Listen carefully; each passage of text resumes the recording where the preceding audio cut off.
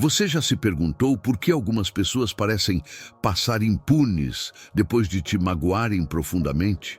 Por que aquilo que feriu você não tem reflexo imediato na vida delas, enquanto você fica carregando a dor e a perplexidade? Se a resposta for sim, respire fundo, sua reação é legítima e este vídeo é para você. Hoje iremos olhar para essa ferida com olhos diferentes, não para alimentar ódio, mas para entender como o coração de Deus opera quando a injustiça cruza nossa história. Primeiro, permita que eu valide o que você sente. A traição, a difamação, a humilhação, o abandono, tudo isso dói. Não diminua sua mágoa com palavras vazias. Sentir-se injustiçado é humano. Ficar sem resposta é perturbador. A sensação de impotência corrói a paz. Você tem todo o direito de chorar, de questionar, de procurar explicações, mas há uma pergunta que transforma essa dor em caminho. E se, por trás do aparente silêncio do céu, algo maior estivesse sendo preparado? Mudar o enquadramento do problema é decisivo. Em vez de permanecer em "por que isso aconteceu comigo?", convido você a perguntar: o que Deus pode estar preparando através disso? A justiça do Senhor não é uma reação humana imediata. Ela tem ritmo, propósito e sinais. Não se trata de um ato de vingança pessoal. Essa não é a mensagem bíblica que nos norteia, mas de uma restauração certa, ordenada e que honra a verdade. Quando entendemos esse padrão, a dor perde parte do peso e se torna compassiva esperança. Existe um mistério divino que se repete na história da redenção. Antes de agir, Deus costuma sinalizar. Ele prepara o terreno, toca consciências, expõe mentiras, permite consequências que revelam a verdade. Esses sinais não são místicos apenas. São práticos e reconhecíveis para quem aprende a olhar. E é isso que quero fazer com você nos próximos minutos. Mostrar, de forma clara e bíblica, quais são os 7 sinais inconfundíveis de que a justiça de Deus está a caminho contra quem te prejudicou. Este vídeo não é um manual para desejar mal ao outro. Não convoco alegria perante o sofrimento alheio. Nosso propósito é diferente. Dar paz ao seu coração, coragem para confiar e discernimento para não ser arrastado pelo desejo de revanche. Justiça divina restaura, repara e, muitas vezes, corrige para que haja arrependimento.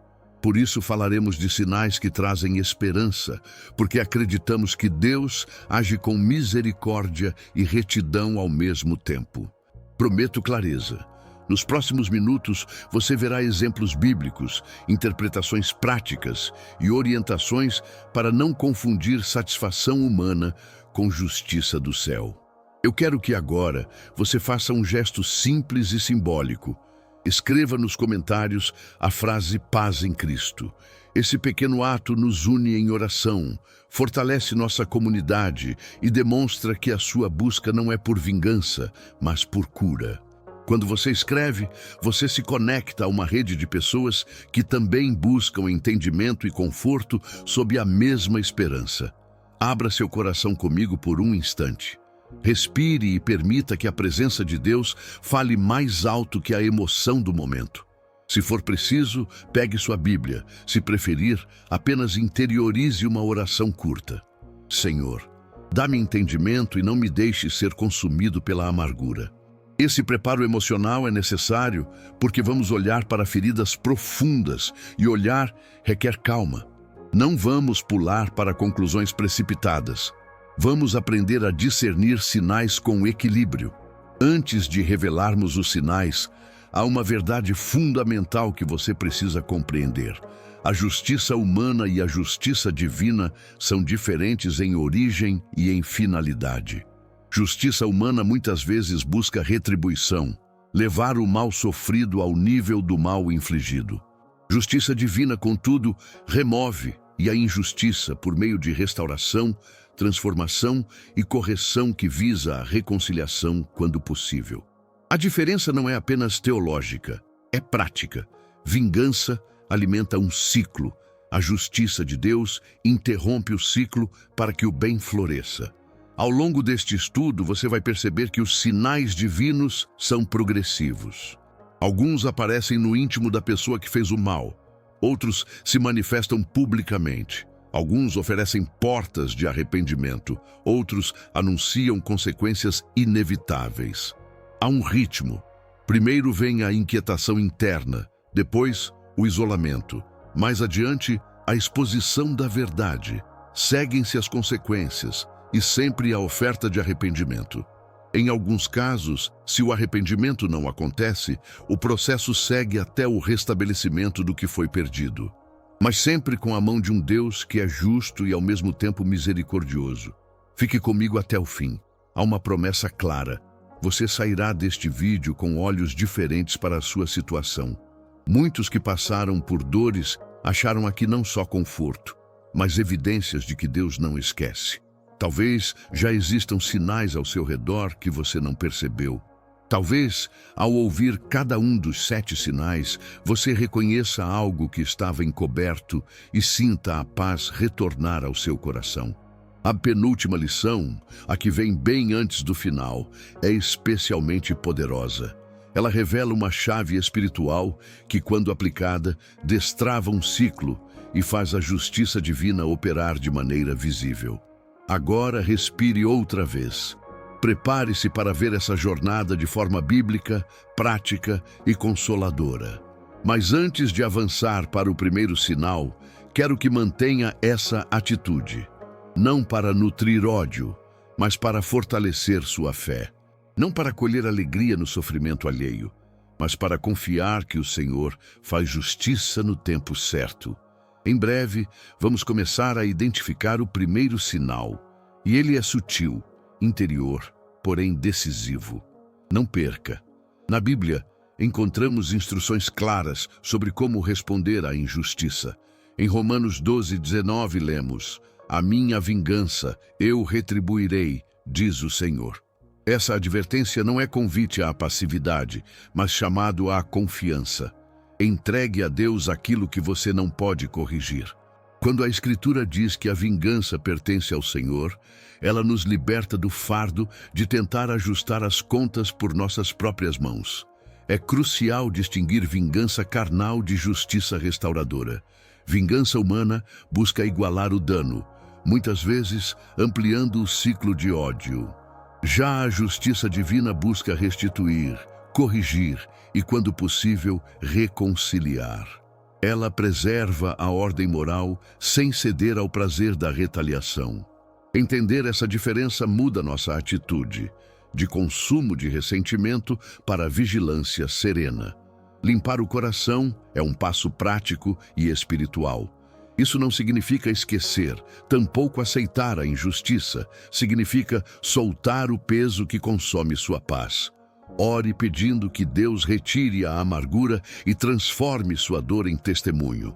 Perdoar não é minimizar o ocorrido, é rejeitar que o trauma defina sua vida. Um exemplo exemplar é José do Egito. Traído pelos próprios irmãos, vendido e lançado a dificuldades, José poderia ter alimentado o ódio eterno. No entanto, no tempo de Deus, o sofrimento foi convertido em prosperidade para salvar muitos. José nos mostra que Deus pode redirecionar a trama humana para cumprir propósito maior. Ao compreender isso, você começará a reconhecer os sinais do agir divino. Nem sempre são espetaculares. Muitas vezes surgem como pequenos ajustes na vida, como suspiros de consciência ou portas que se fecham para o que era nocivo. No próximo segmento, revelarei o primeiro dos 7 sinais, a inquietação interior, que começa a sacudir quem te prejudicou. Para ajudá-lo na prática, proponho 3 atitudes imediatas. Primeiro, entregue o caso a Deus em oração específica, nomeando a pessoa e pedindo paz. Segundo, anote em um caderno as emoções que surgem quando você pensa no ocorrido. Terceiro, evite decisões impulsivas enquanto estiver emocionalmente aquecido. Esses passos não resolvem tudo, mas criam espaço interior para que o espírito trabalhe. Ao fazer isso, você treina o olhar para reconhecer a diferença entre reações humanas e o mover divino. A disciplina espiritual de observar sem reagir é um músculo que se fortalece com prática. Nos próximos blocos, iremos ilustrar cada sinal com histórias bíblicas e exemplos contemporâneos para que você saiba identificar com clareza. Lembre-se, discernir os sinais exige paciência e humildade. Não culpe a sua sensibilidade quando perceber algo. Busque confirmação em oração e, se possível, no conselho sábio de pessoas maduras. Mantenha seu coração livre de cálculos humanos e aberto à justiça que cura. Agora que fundamentamos a diferença entre vingança e justiça divina e preparamos o coração, vamos avançar ao primeiro sinal. Atenção, ele é interno e silencioso, mas transformador. Permaneça atento, irmão. O primeiro sinal é silencioso, discreto, quase íntimo. A inquietação interior que começa a corroer a pessoa que te prejudicou. Não é um terremoto público nem uma manchete. É uma perturbação que nasce no âmago, um desconforto moral que não encontra repouso. Quando Deus começa a trabalhar para corrigir uma injustiça, muitas vezes Ele primeiro visita a consciência daquele que fez o mal. Essa visita não depende de sermões públicos, ela atua no silêncio, na noite, no pensamento que insiste em não se acalmar. Como se manifesta essa inquietação? Aparece de formas variadas, noites mal dormidas, pensamentos repetitivos sobre o erro cometido, uma ansiedade inexplicável, uma sensação de peso no peito que não tinha antes. A pessoa pode ficar mais irritadiça, reagir de forma desproporcional a coisas menores, demonstrar impaciência com situações rotineiras. Em alguns casos, surgem sonhos perturbadores ou lembranças insistentes do ato que tentou enterrar. É como se uma voz interior começasse a sussurrar verdades que antes eram abafadas por racionalizações, orgulho ou justificativas. Espiritualmente, esse processo é explicado como a ação do Espírito Santo na consciência humana. A Escritura mostra que Deus não precisa sempre agir de modo externo para mover a história. Ele toca corações.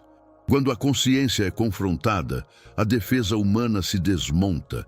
As desculpas perdem o brilho, as justificativas soam vazias e a pessoa começa a perceber a distância entre sua imagem pública e a verdade íntima.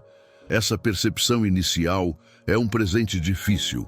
É a chance de olhar para dentro e reconhecer o erro antes que o mundo precise fazê-lo. Um exemplo bíblico que ilustra bem esse sinal é a história de Saul e Davi. Saul, embora ungido como rei, foi consumido pelo ciúme e pela inquietação ao ver o sucesso de Davi. Era uma inquietação que cresceu, corroendo sua paz e levando-o a decisões irracionais. Não estou dizendo que o ciúme é a mesma coisa que uma culpa moral por uma transgressão contra outra pessoa, mas o padrão é semelhante. Uma perturbação interna precede ações que eventualmente revelam o estado do coração. No caso de quem prejudica, essa inquietação pode ser o início de uma jornada de confronto com a própria consciência. Existem sinais observáveis que você pode notar, sem precisar espionagem ou satisfação perversa. A pessoa que antes agia com segurança e fria indiferença pode começar a demonstrar sinais de nervosismo em público. Ela pode contradizer-se em declarações, ficar mais defensiva em conversas, evitar contato com quem antes apoiava suas decisões. Em ambientes profissionais, erros simples podem surgir onde antes havia competência. Em relacionamentos, pequenas irritações viram conflitos que antes não aconteciam. Tudo isso aponta para uma mente e um espírito que já não dormem tranquilos. Como interpretar isso sem cair em falsa alegria? Comece por manter a postura de compaixão. Reconhecer a inquietação não é celebrar o sofrimento do outro. Lembre-se, o objetivo da justiça divina é a correção e, se for possível, o arrependimento e a restauração. Ver a consciência sendo tocada deve provocar em você uma mistura de alívio e oração. Alívio, porque algo começa a caminhar em direção à verdade. Oração, porque se houver abertura, essa coisa pode se transformar em arrependimento genuíno. Portanto, não festeje. Ore. Peça a Deus para que Ele conduza esse processo com misericórdia e verdade. Aplicação prática. Como reconhecer esse sinal na pessoa que te magoou? Observe padrões comportamentais comparando antes e agora. Há uma mudança de humor constante? Surgiram noites sem sono, ataques de raiva, desculpas frequentes? A pessoa fala menos sobre planos futuros, demonstra medo de exposição, evita confraternizações? Essas pequenas pistas, quando se somam, compõem o quadro da inquietação interior. Mas atente, uma única manifestação isolada não é prova cabal. O padrão é que revela a direção do movimento. Use essa percepção para sua própria cura. Quando perceber sinais de inquietação no outro, não permita que isso reabra sua ferida de forma compulsiva. Em vez disso, deixe que esse conhecimento gere paz. Se Deus já começou a trabalhar internamente, confie no tempo dele. Fortaleça-se em práticas espirituais, oração, leitura da palavra, comunhão com irmãos maduros e coloque limites saudáveis se necessário. A vigilância serena protege você contra reações impulsivas e mantém seu testemunho íntegro. Uma analogia prática ajuda a entender. Imagine um motor que começa a fazer um ruído estranho antes de uma pane maior. O ruído é um aviso. Se alguém atento ouve, pode evitar o dano prolongado. Do mesmo modo, a inquietação interior é o ruído moral que anuncia que algo não está certo. Deus, em sua sabedoria, frequentemente permite esse aviso para oferecer oportunidade de conserto. O problema é que muitas pessoas ignoram o ruído até ser tarde demais. A sua alegria não deve residir na falha alheia, mas em saber que o processo foi iniciado e que a justiça divina tem um mecanismo de alertas.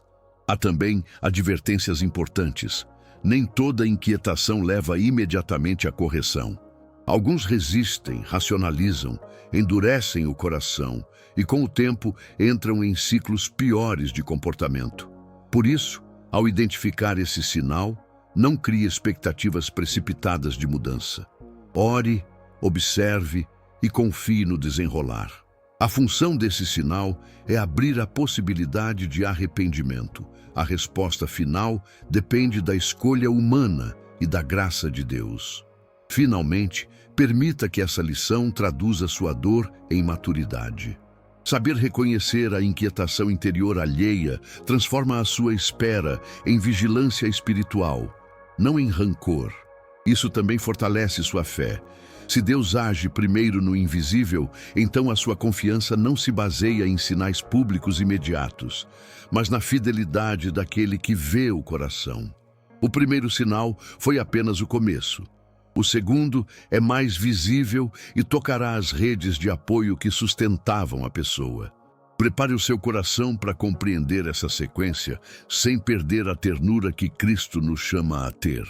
O segundo sinal, que frequentemente precede a justiça de Deus, é o isolamento natural. Diferente de uma condenação pública imediata, trata-se de um processo no qual as redes de apoio, as alianças e as facilidades que antes sustentavam a pessoa prejudicial começam a ruir. Não é um castigo arbitrário vindo do alto, mas uma consequência orgânica das escolhas feitas. E, ao mesmo tempo, uma ação discreta da providência que cria espaço para reflexão e correção. Definimos isolamento natural como a perda gradual de influências, confiança e oportunidades que antes mantinham alguém em posição de poder ou conforto.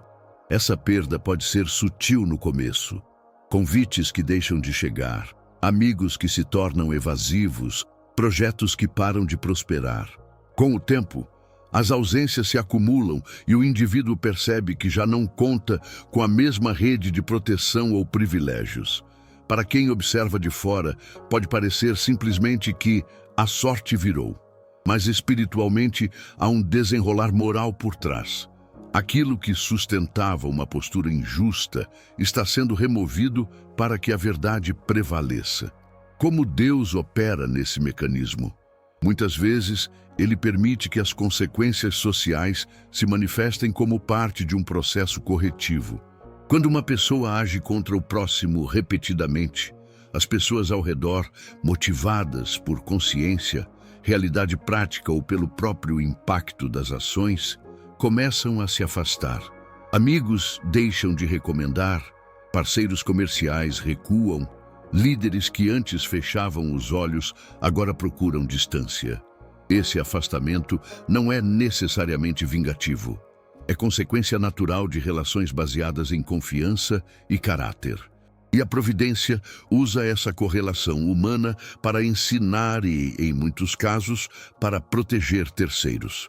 A história de Hamã, no livro de Ester, ilustra bem esse padrão.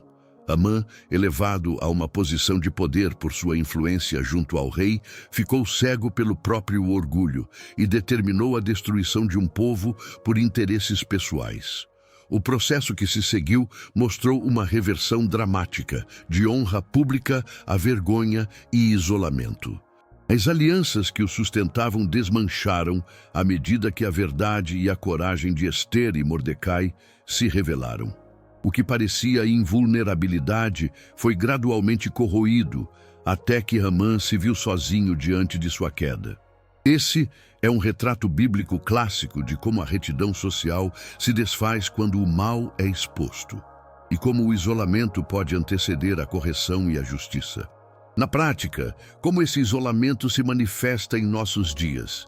Começa por pequenas perdas, um projeto que não avança, um convite cancelado, clientes que escolhem outros fornecedores. Em relações pessoais, antigas amizades esfriam, pessoas que antes defendiam começam a ficar em silêncio ou a se distanciar. Profissionalmente, oportunidades que pareciam certas passam a não se concretizar. Há também o aspecto financeiro. Portas que antes se abriam facilmente podem fechar. A sensação que se instala é de solidão crescente, um sentimento de que todo mundo virou as costas. Para o observador que sofreu a injustiça, esses sinais costumam trazer uma mistura de alívio e justiça. Finalmente as máscaras caem, mas também o risco de alimentar um prazer mesquinho com a queda do outro. É importante diferenciar isolamento natural de abandono divino. Quando os laços humanos se desfazem, não significa que Deus abandonou ninguém. Pelo contrário, muitas vezes, o afastamento humano acontece para criar um ambiente onde o indivíduo possa ver a si mesmo sem artifícios. O isolamento pode operar como disciplina corretiva, uma maneira de remover os suportes que permitiam comportamentos tóxicos ou impunes. Deus, em sabedoria, permite que a realidade humana reaja às escolhas morais, usando essas reações para provocar reflexão e, potencialmente, arrependimento. Sinais observáveis que confirmam esse processo incluem relatos de pessoas próximas que deixaram de responder, comportamentos de autoproteção e vitimização por parte daquele que foi isolado. Ninguém me entende. Todos estão contra mim, e uma brusca diminuição nas oportunidades visíveis, contratos não renovados, convites cancelados, perda de posições de prestígio. Em redes sociais, pode haver menos apoio público. Em círculos íntimos, comentários antes favoráveis desaparecem. Note também a mudança no discurso. Quem antes contava com aplausos, agora busca justificativas e tenta realinhar percepções. Uma tentativa, muitas vezes, de segurar as pontas que se soltam. Uma analogia útil é a de um castelo de cartas. Enquanto as relações de interesse e cobertura mútua se mantêm, tudo parece sólido. Mas, quando um fio de verdade ou uma consequência real atinge uma base, as cartas começam a cair e o castelo se desfaz. O isolamento é esse processo de colapso das estruturas que antes escondiam a realidade. E como todo colapso, é desconfortável e, para alguns, traumático, mas também pode ser necessário para reconstruir alicerces mais justos. Quanto ao impacto emocional em você que foi prejudicado, reconhecer o isolamento natural pode trazer duas reações: alívio e tentação. Alívio, porque há finalmente um movimento de equilíbrio. Tentação, porque é fácil deixar que a satisfação da queda alheia se transforme em amargura. A resposta madura, conforme ensinamentos do Evangelho, é manter a compaixão e orar pelo arrependimento genuíno. Se alguém mostra sinais de quebrantamento, a porta da reconciliação sempre pode ser aberta de forma sábia e segura, mas sem descartar prudência. Na perspectiva prática, como observar sem se envolver em perseguição ou em comportamento vingativo? Primeiro, mantenha limites claros. Se o outro ainda representa risco ou abuso, preserve sua segurança emocional e física. Segundo, não busque ativamente aumentar o isolamento. Permita que o processo siga seu curso natural. Terceiro, use essa revelação para reconstruir sua própria vida. Restabeleça relações saudáveis, busque apoio, recolha provas se necessário e deixe que a justiça siga seu curso sem que você precise agir como juiz. Por fim, compreenda que o isolamento pode ser também oportunidade. Para muitos, perder o apoio humano é o primeiro passo para reconhecer a necessidade de mudança. Se há arrependimento sincero, o isolamento pode levar a uma reparação profunda e a restauração de caráter. Deus, que é justo e misericordioso, muitas vezes usa o vazio humano para preencher com convicção e mudança verdadeira. Assim, quando você testemunhar esse sinal se manifestando, que sua reação seja de oração e sabedoria. Confie que o Deus que vê está agindo e permita que a restauração, quando ocorrer, seja guiada por verdade e misericórdia. O isolamento natural não é o fim da história. É uma etapa do processo. Observe com discernimento, haja com prudência e mantenha o coração aberto para aquilo que Deus pode transformar a partir desse desencaixe social. Em seguida, prepare-se. O terceiro sinal que veremos é a exposição da verdade. Quando segredos e mentiras começam a vir à tona de forma irrefreável.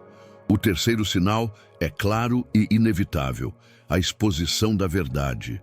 Depois da inquietação interior e do isolamento que abala as estruturas de suporte, chega um momento em que aquilo que estava oculto não consegue mais permanecer escondido. A Escritura afirma de forma direta: nada há encoberto que não venha a ser revelado. Lucas 12:2. A verdade tem uma dinâmica própria. Ela busca saída, encontra frestas e, quando necessário, Deus prepara circunstâncias para que a luz penetre onde havia trevas. Como se manifesta essa exposição? Em variadas formas e intensidades. Às vezes é uma testemunha que resolve falar.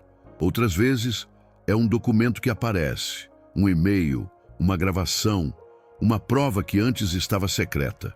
Em ambientes menores, a contradição nas palavras da pessoa começa a se tornar evidente. Ela se contradiz em depoimentos, inventa histórias que não se sustentam e gradualmente vai deixando rastros. Em empresas, contratos e notas fiscais podem revelar desvios. Em relacionamentos, pessoas que sabiam começam a confirmar o que se desconfiava. A verdade tende a surgir em camadas. Primeiro um detalhe, depois outro, até que o quadro inteiro fica perceptível. Há exemplos bíblicos que nos ajudam a entender esse processo. No livro de Josué, a história de Acã é um retrato potente. Ele havia tomado para si aquilo que havia sido consagrado, escondendo a culpa. Mas quando o povo de Israel sofreu derrota, Deus conduziu a investigação e aquilo que estava oculto veio à tona. Acã foi exposto e a verdade trouxe consequências. Outro caso é o de Ananias e Safira em Atos. A mentira sobre a oferta foi confrontada e revelada de maneira tremenda. Esses episódios mostram que Deus pode e costuma usar meios diversos para permitir que a mentira seja descoberta, muitas vezes para preservar a comunidade e restaurar a ordem moral. Na modernidade, a exposição pode assumir formas mais tecnológicas, mas o princípio é o mesmo. Conversas gravadas, mensagens eletrônicas, arquivos salvos em nuvem, testemunhos que se multiplicam, tudo isso compõe o mecanismo pelo qual a verdade se torna pública. Há também a ação de pessoas de boa vontade, que, movidas pela justiça, revelam o que sabiam. Em ambiente corporativo, um auditor ou um colaborador com consciência pode trazer à luz irregularidades. Em família, um parente pode optar por confirmar fatos antes encobertos. A providência muitas vezes trabalha através de instrumentos humanos que escolhem a veracidade em lugar do silêncio conivente. Importante, a exposição da verdade costuma ser um processo gradual, não um estouro repentino em todos os casos. A verdade emerge por fases, pistas, contradições, confirmações, e com isso, a pressão sobre quem mentiu aumenta. Mentiras demandam mais mentiras para se sustentar. A própria necessidade de encobrir cria um efeito dominó que facilita a descoberta. Por isso nós vemos, em muitos casos, que quando um fio é puxado, o novelo inteiro se desenrola. Essa dinâmica é eloquente. O que foi plantado em segredo, cedo ou tarde, traz fruto na superfície da história. Como interpretar esse sinal sem cair em armadilhas emocionais? Primeiro, não confunda exposição com justiça executada por você. A tendência de provar algo com as próprias mãos é perigosa. Confiar na revelação que vem ajuda a evitar perseguições e posturas vingativas. Segundo, prepare-se emocionalmente. Quando a verdade aparece, a sensação pode ser avassaladora. Alívio finalmente, revolta por tudo que passou, confusão sobre o que fazer a seguir. Reconheça esses sentimentos, mas não permita que eles ditam suas ações. Proceda com sabedoria e prudência. Há também uma ética cristã na forma de lidar com a exposição. Não provoque escândalo desnecessário. Não publique sem responsabilidade. Não use a verdade para humilhar além do necessário. Algumas verdades exigem ser tornadas públicas para proteger outros e restaurar justiça. Outras podem ser levadas a instâncias apropriadas, como líderes espirituais, legais ou comunitários. Discernir a melhor forma requer oração e conselho sábio. Importante, expor a verdade não é vingança, é transparência para que a verdade realize seu efeito curador na comunidade e permita a reparação. Do ponto de vista prático, se você é a pessoa prejudicada e a verdade começa a aparecer, tome passos estratégicos. Documente o que for relevante, procure aconselhamento legal se necessário e compartilhe com pessoas de confiança que podem testemunhar ou orientar. Evite confrontos públicos precipitados que possam expor você a riscos ou desacreditar suas intenções. Busque líderes maduros ou um advogado quando a questão envolver prejuízos concretos. Manter a integridade enquanto se busca a verdade é parte do testemunho cristão. Ao mesmo tempo, não perca a dimensão espiritual. Ore por sabedoria, por proteção e por aquela graça que transforma a exposição em oportunidade de arrependimento para o outro e de cura para você. Quando a verdade vem à luz, portas de restauração podem se abrir. Pessoas podem confessar, reparar e transformar seus caminhos. Portanto, veja a exposição não apenas como vingança em cena pública, mas como passo vital rumo à correção e à restauração. Há riscos a observar. Algumas revelações são manipuladas para prejudicar alguém injustamente. Nem toda acusação que surge é verdadeira. Por isso, confirmar, checar fontes e agir com prudência é essencial. A exposição autêntica tem coerência interna, múltiplas confirmações e efeito progressivo. Acusações forjadas costumam ser inconsistentes, precipitadas e exclusivas de voz única. Avalie sinais de veracidade antes de se envolver em campanhas públicas. Do ponto de vista emocional, testemunhar a verdade, emergir muitas vezes, traz um misto de alívio e ferida aberta. Permita-se sentir, mas não se deixe consumir. Lembre-se, a verdadeira vitória não está apenas em ver o outro desmascarado, mas em restaurar sua paz interior e, se possível, ver o arrependimento que leva à mudança. A reação mais bíblica é de confiança. Deus, que revela o oculto, também é justo para julgar e misericordioso para restaurar. Quando a exposição ocorre, a sequência lógica costuma seguir para o próximo movimento. As consequências que já haviam sido semeadas começam a ceifar. O que antes era oculto se torna base para responsabilidade e correção. Prepare seu coração para isso. Celebrar a verdade não é o mesmo que saborear o sofrimento alheio. Ore por direção para os passos seguintes e confie que, uma vez que a verdade veja a luz, a justiça de Deus passa a operar de forma mais visível. Há um princípio espiritual que é claro e implacável. Aquilo que se planta, cedo ou tarde, se colhe. Em Gálatas 6:7, a Escritura nos lembra: não vos enganeis, de Deus não se zomba, porque aquilo que o homem semear, isso também ceifará. A colheita das consequências é o sinal no qual as ações passadas do injusto começam a produzir efeitos diretos e visíveis em sua vida. Não se trata de um castigo caprichoso, mas da manifestação natural das sementes plantadas por escolhas repetidas ao longo do tempo. Definimos este sinal como o momento em que as decisões e comportamentos nocivos que sustentavam a injustiça maduros emergem como resultados palpáveis, financeiros, relacionais, profissionais ou mesmo na saúde e na reputação.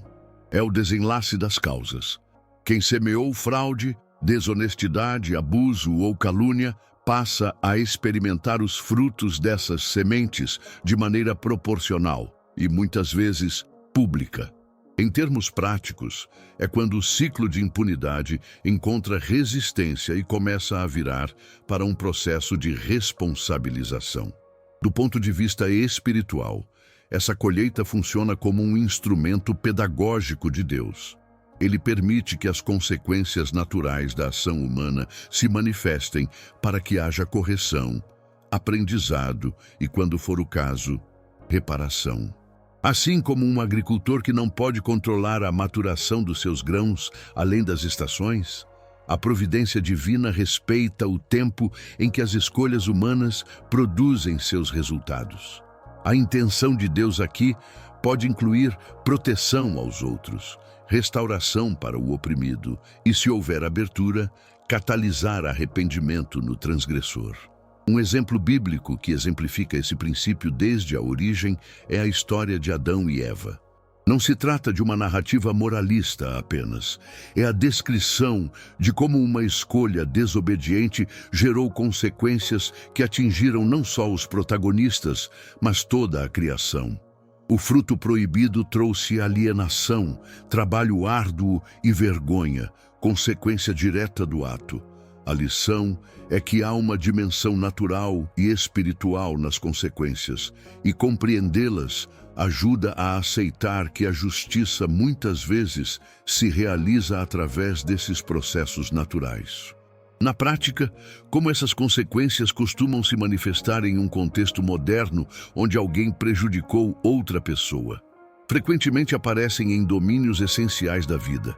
Perdas financeiras repentinas, quedas profissionais, como demissões ou perda de contratos, problemas legais que antes eram encobertos ou deterioração de relacionamentos que outrora ofereciam suporte.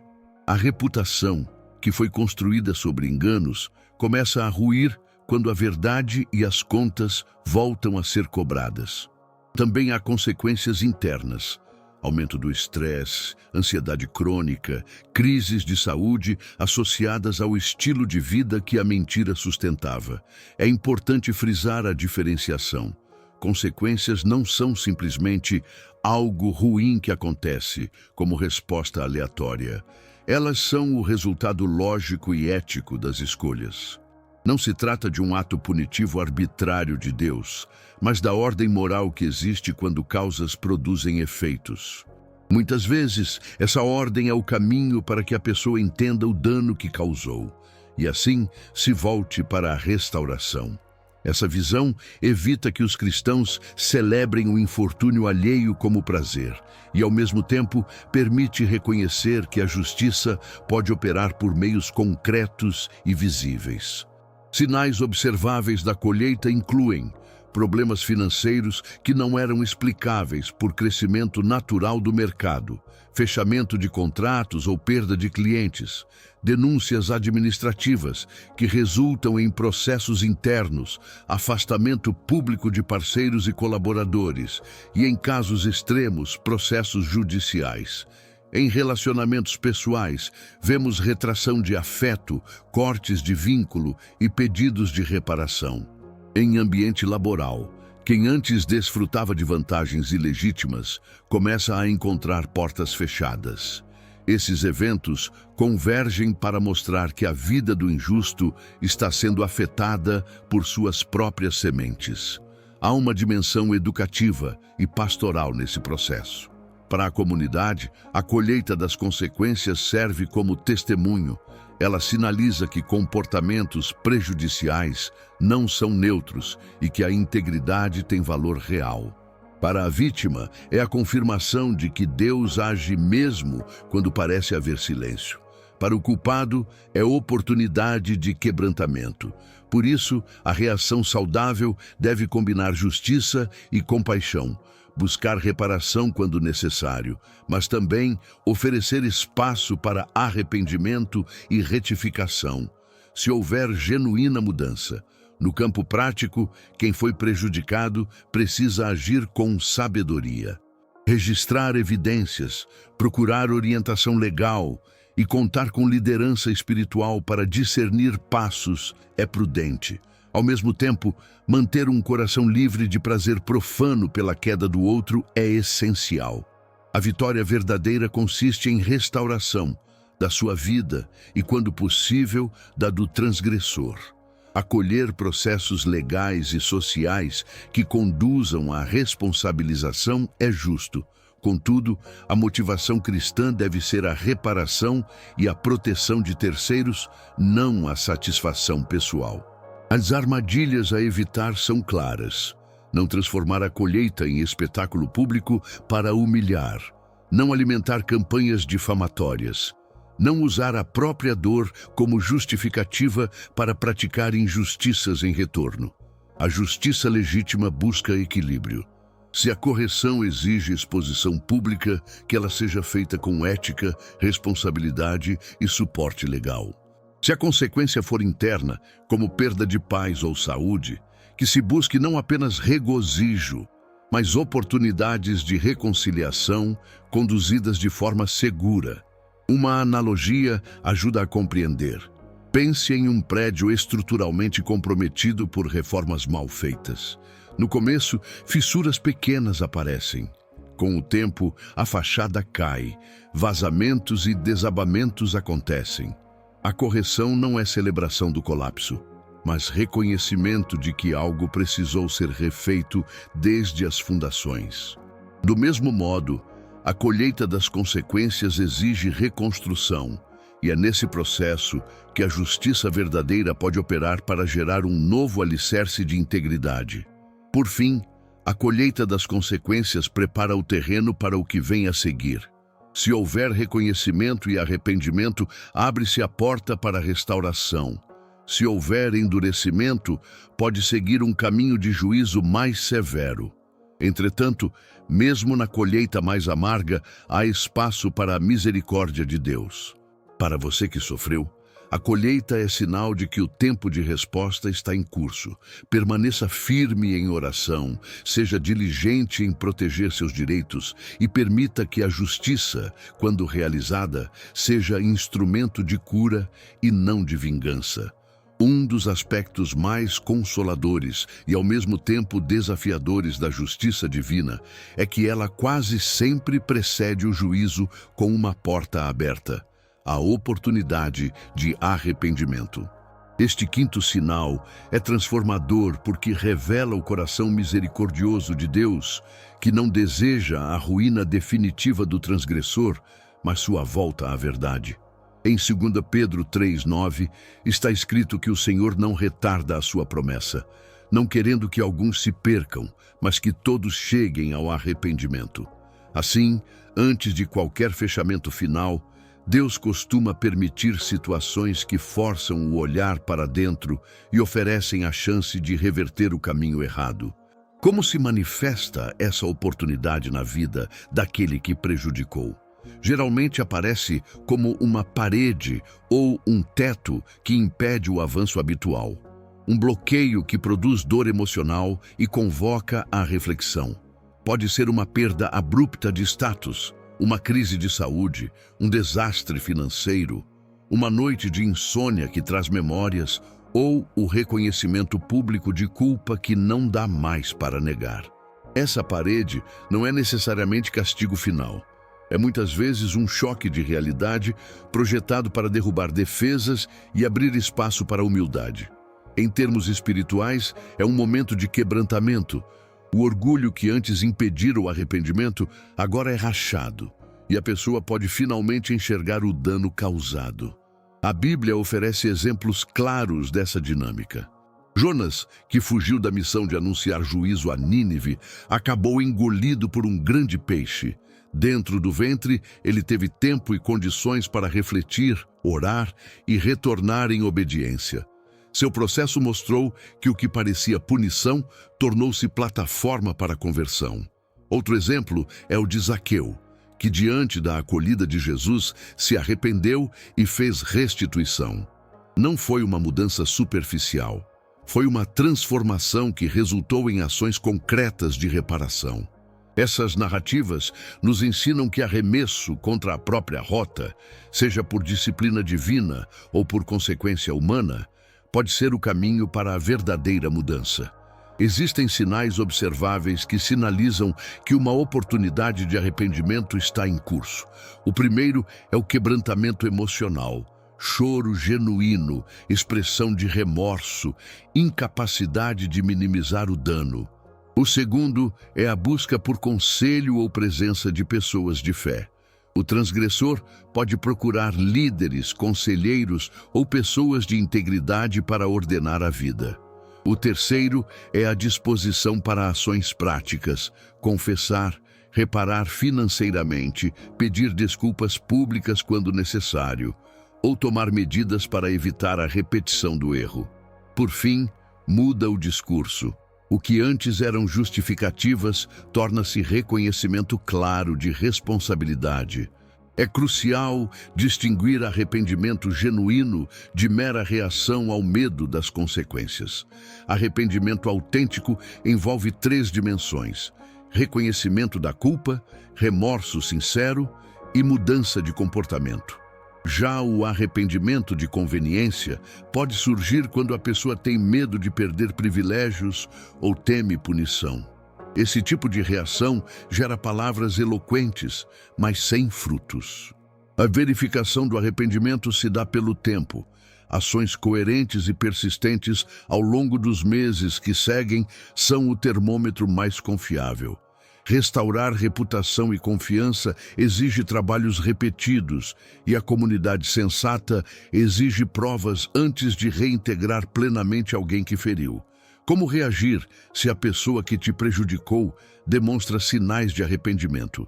A primeira atitude é prudência combinada com abertura ao espírito. Não confunda misericórdia com ingenuidade. Peça a Deus sabedoria para discernir entre genuíno quebrantamento e manipulação. É sensato estabelecer passos claros para qualquer reconciliação. Confissão pública, quando for o caso, restituição das perdas materiais, Reparação relacional com gestos tangíveis, acompanhamento espiritual, aconselhamento ou acompanhamento pastoral e um período de prova onde mudanças concretas são observadas. A reconciliação bem conduzida protege você e a comunidade e, ao mesmo tempo, oferece espaço para a transformação real. Há também um papel da comunidade no processo de arrependimento. Líderes espirituais e pessoas maduras devem ser mediadores, oferecendo orientação que combina justiça e misericórdia. Isso evita que a reconciliação seja simulada por razões sociais ou pressão emocional. A comunidade pode ajudar a traçar um plano de restauração, passos de restituição, compromissos públicos, acompanhamento espiritual e, quando pertinente, limites para proteger vítimas de recaída. Quando esse processo é bem estruturado, a restauração pode se tornar um testemunho poderoso da graça que transforma. No entanto, há riscos e armadilhas. Alguns podem usar o rótulo de arrependimento para manipular, conquistar simpatia e reentrar em círculos de poder para repetir as mesmas ações. Por isso, documentar acordos, manter supervisão e pedir referências espirituais são medidas prudentes. Outra armadilha é a pressa na restauração. O perdão pode ser concedido internamente, por mandamento cristão, mas a reabilitação social e profissional exige tempo. Liberar responsabilidades imediatas, sem provas de mudança, pode expor outros a riscos e reinstituir injustiças. Para você que sofreu, aceitar o arrependimento do ofensor é uma decisão complexa.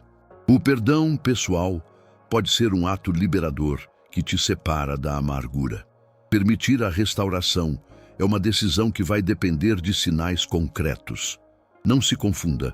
Perdoar não significa ignorar a necessidade de justiça ou renunciar a medidas legais quando necessárias. É possível perdoar interiormente e, ao mesmo tempo, exigir que a lei e os processos sociais sigam seu curso para proteção e reparação. Perdoar é libertador. Permitir reinserção sem critérios é imprudente. Finalmente, reconheça que a oportunidade de arrependimento é uma das maiores demonstrações de como a justiça de Deus une verdade e misericórdia. Ele não quer destruir, mas quer reconciliar. Quando o coração se dobra, milagres de restauração acontecem. Se você presencia esse sinal, ore por sabedoria, oriente-se com líderes maduros e estabeleça limites e passos claros para qualquer reconciliação. A maneira como você responde pode ser instrumento de cura tanto para sua alma quanto para a do outro. Se o arrependimento for verdadeiro, a justiça divina se manifesta em restauração. Se for falso, os sinais seguintes continuarão a se desenrolar. Ao chegarmos ao fim desta mensagem, é essencial fazer uma recapitulação que fortaleça seu entendimento e consolide sua paz. Durante os blocos anteriores, apresentamos 5 sinais progressivos que frequentemente anunciam a ação justa e restauradora de Deus. 1. A inquietação interior que começa a perturbar a consciência do ofensor. 2. O isolamento natural que corrói as redes de apoio que o sustentavam. 3. A exposição da verdade quando o oculto vem à luz. 4. A colheita das consequências, fruto das sementes plantadas. E 5. A oferta concreta de arrependimento, uma porta aberta para a correção. Esses sinais trabalham em sequência, cada um preparando o terreno para o próximo, e juntos compõem um quadro no qual a justiça divina opera não como capricho, mas como ordem moral que busca restauração. Agora, dou um passo a mais e revelo os 2 últimos sinais que completam o quadro da ação divina quando alguém te prejudicou. O 6º sinal é a perda permanente da paz interior. Enquanto os primeiros sinais podem surgir como ruídos ou avisos temporários no coração do ofensor, este sinal é mais profundo. Trata-se de uma ausência de serenidade que se instala como padrão.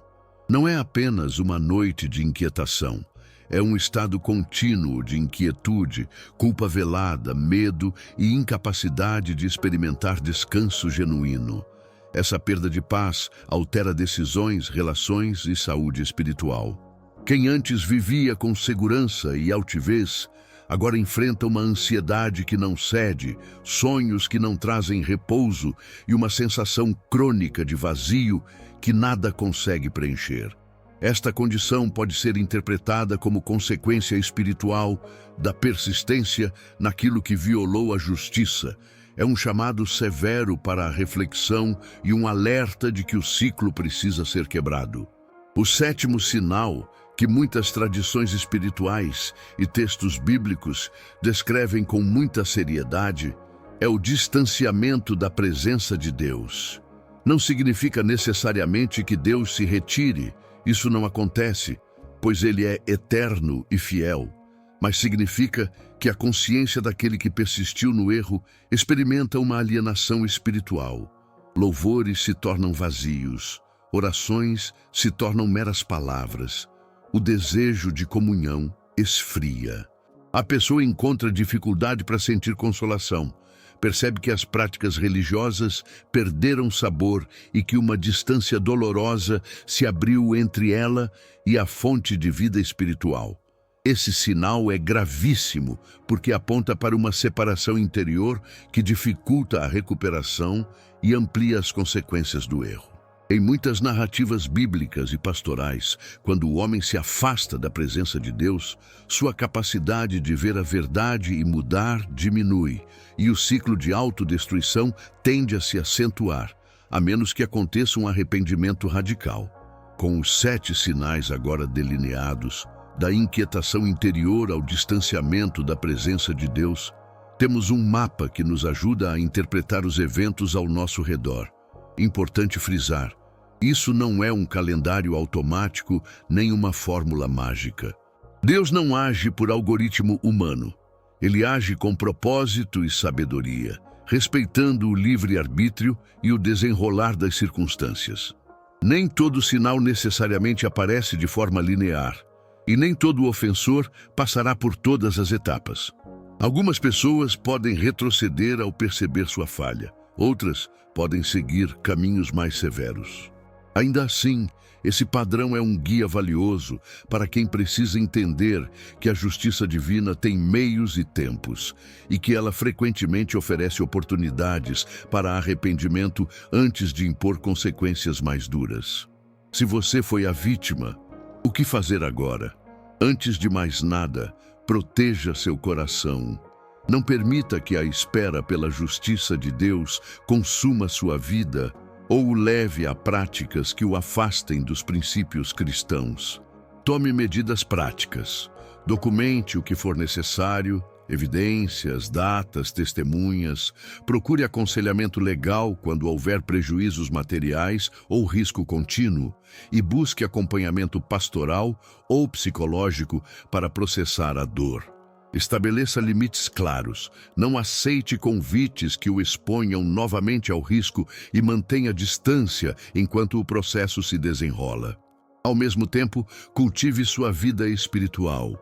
Ore pedindo sabedoria, medite na Escritura e confie que Deus age mesmo quando você não vê a totalidade do processo. Reconhecer a justiça de Deus não significa renunciar à necessidade de cura pessoal. Perdoar interiormente é um ato liberador que solta você do cárcere da amargura. Porém, perdoar externamente não significa apagar as consequências ou permitir reabuso. Há uma diferença vital entre perdoar e habilitar. Perdoar é libertar o próprio coração. Habilitar é permitir que o dano continue. Se optar por perdoar, faça-o conscientemente e procure ferramentas de restauração pessoal, terapia, aconselhamento pastoral, grupos de apoio. Transforme sua experiência em testemunho. Quando curado, seu relato pode salvar outras pessoas de caminhos semelhantes e mostrar que a justiça divina trabalha ao favor dos feridos. E se a pessoa que te prejudicou demonstra arrependimento? A restauração pode ser possível, mas deve ser conduzida com cautela e com passos claros. Um plano de reconciliação saudável inclui confissão pública quando necessário, restituição concreta, financeira, simbólica ou prática, proporcional ao dano, acompanhamento espiritual regular, um período de prova onde mudanças são observadas e mecanismos de responsabilização, mentores, conselhos ou acompanhamento legal. A reabilitação verdadeiramente bíblica é transparente e exige frutos que comprovem a mudança. A comunidade tem o papel de proteger os vulneráveis e, ao mesmo tempo, oferecer caminhos de recuperação para os que se arrependem sinceramente. Líderes espirituais e comunidades têm uma responsabilidade especial. Eles devem ser mediadores justos, ouvir vítimas sem minimizar sua dor, evitar julgamentos precipitados, exigir evidências quando a situação o requer e orientar processos de restauração baseados em passos claros. Não se trata de julgar com severidade gratuita, mas de proteger o corpo de Cristo e assegurar que a reconciliação não coloque outros em risco. Um processo bem conduzido é educativo e restaurador e evita que cicatrizes antigas voltem a sangrar por decisões impulsivas. Permaneça perseverante. A espera pela ação de Deus pode ser longa e desafiadora, mas a fé se fortalece na espera que não desespera. Cultive paciência ativa. Trabalhe na sua cura, ajude outros, volte-se para obras que tragam sentido e mantenha seu testemunho íntegro. A justiça de Deus não se apressa para satisfazer ressentimentos. Ela se realiza para a correção, restauração e proteção da verdade. Enquanto isso, faça orações práticas. Peça por sabedoria para agir com prudência, por paz para não se amargar, por coragem para tomar medidas legais quando necessário e por um coração aberto para perdoar quando houver sinais reais de arrependimento. Se você está pronto para um compromisso prático agora, faça este gesto espiritual. Escreva nos comentários a frase: "Eu confio na justiça de Deus e liberto meu coração da amargura." Ao declarar isso publicamente, você ajuda a si mesmo a firmar uma decisão e também fortalece outros que leem. Se este conteúdo foi útil, inscreva-se no canal, curta o vídeo e compartilhe com alguém que precise ouvir sobre a justiça que cura. Cada interação nos ajuda a levar esperança para mais corações feridos. Além disso, se você enfrenta uma situação que exige aconselhamento específico, procure líderes de confiança ou ajuda legal. Não carregue sozinho o peso do processo. Vamos orar. Senhor Deus, agradecemos porque o Senhor é justo e também misericordioso. Pedimos que o Senhor console os corações feridos, que traga clareza onde há confusão e que toque as consciências para que o arrependimento verdadeiro floresça. Dá-nos coragem para agir com sabedoria, paciência para esperar e coração livre da amargura. Que a sua justiça seja instrumento de cura e que, acima de tudo, a tua paz more em nossos lares e nossas vidas. Em nome de Jesus, amém. Permaneça mais alguns minutos em silêncio, deixando que estas palavras penetrem. Use esse tempo para orar, para escrever em seu diário o que sentiu e para pedir direção. Se puder, procure alguém da sua confiança para conversar sobre o que aconteceu. Partilhar a dor é um dos caminhos para a cura. Como guia prático final, aqui vai um pequeno checklist que você pode usar nas próximas semanas. 1. Registre cronologicamente os fatos importantes relacionados ao dano. 2. Compartilhe com um líder espiritual de confiança para obter orientação. 3. Estabeleça limites claros e comunique-os por escrito quando necessário. 4. Cuide de sua saúde emocional por meio de oração, apoio terapêutico e comunidades seguras. 5. Permita-se tempo para a reconstrução. Grandes recuperações exigem pequenos passos consistentes. Lembre-se, a justiça de Deus nunca falha, E mesmo quando o processo demora, o Senhor trabalha em senhas, sinais e estações. Confie no tempo dele, cuide do seu coração e permita que a verdade, quando vier, opere para a sua restauração. Vá em paz e que a graça do Senhor o fortaleça hoje e sempre.